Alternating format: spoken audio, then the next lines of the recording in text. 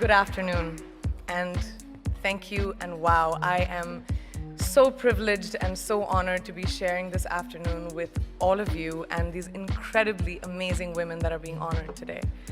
I'd like to extend my congratulations to each one of you, Octavia, Michelle, Kelly, Patty, and all 50 women that have been included in the Impact Report.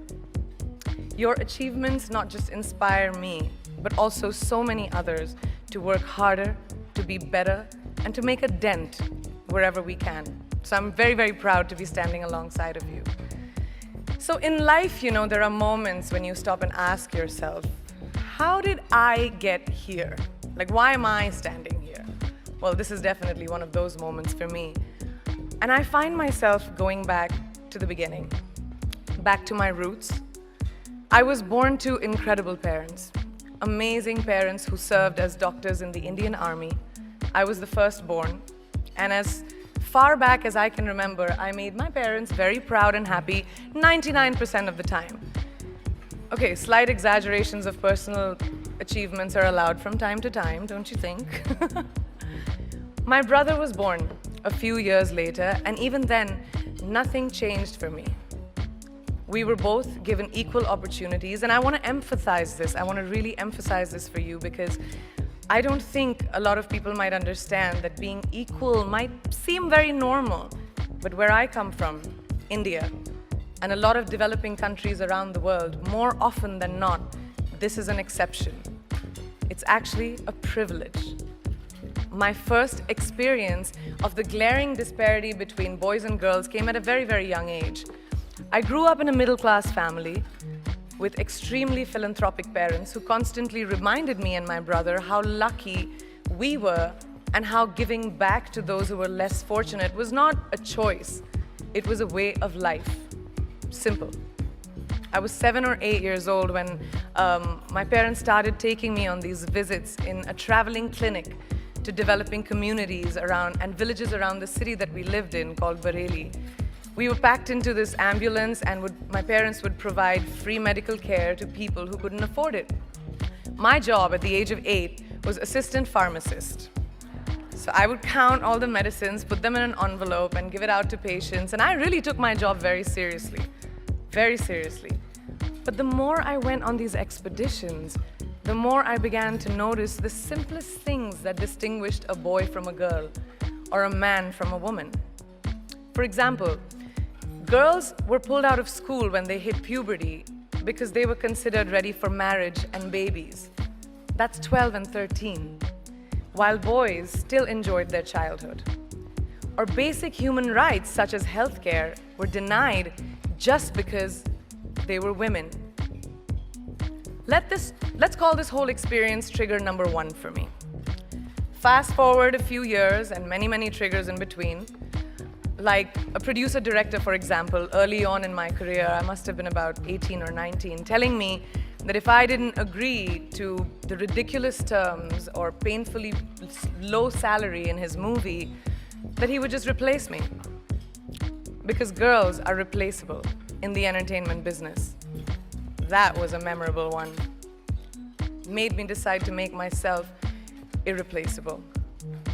But I think what really moved the needle for me and ultimately led me to create the Priyanka Chopra Foundation for Health and Education and around the same time partner with UNICEF was an encounter with my housekeeper's daughter.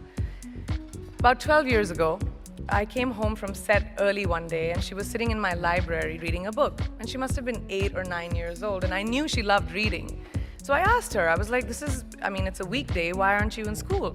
And she said, oh, I don't go to school anymore. So I went and asked her mother and I said, why isn't she in school? And her mom said that her family couldn't afford to send her and her brothers to school, so they chose the boys. The reason, she would eventually get married and it would be a waste of money. I was completely blown and it shook me to my core.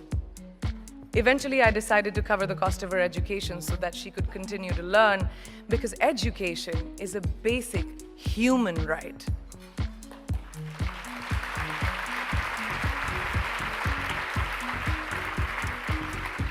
And a huge necessity, especially today. From that point on, I was determined to make a difference in as many children's lives as I could, in whatever big or small way that I could contribute. There's a really, really beautiful quote that I read recently, and I think it's absolutely appropriate to explain what I'm trying to say today.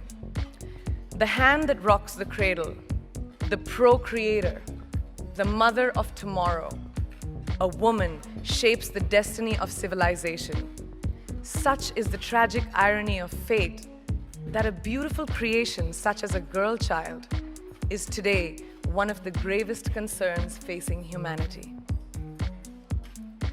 Girls have the power to change the world. It is a fact, and yet today, girls are more likely than boys never to set foot in a classroom, despite of all the efforts and progress made over the last 2 decades. I'm just gonna give you a stat, more than 15 million girls of primary school age will never learn how to read or write, compared to 10 million boys. Primary school, it's the beginning of our future. Over the last 11 years, I have witnessed firsthand the incredible work that UNICEF does for children around the world, especially victims and survivors of child marriage, displacement, war, sexual violence. But there is still so much work to do. And for me, that is the fuel to my fire. The reason I'm so committed to this cause, and that is where my passion stems from, because I know that a girl's education not just empowers families, but communities and economies. A result of her education, we all do better. It's just as simple as that. As entertainers and influencers sitting in this room, I feel that it's our social responsibility to be a voice for the voiceless, which is why I applaud each and every woman in this room for being such a badass.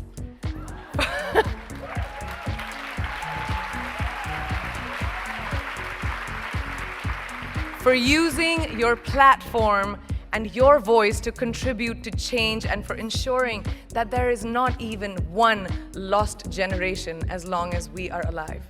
I'd like to thank Variety and all of you for encouraging me and all of us in this room to keep going and fighting on. Thank you so much.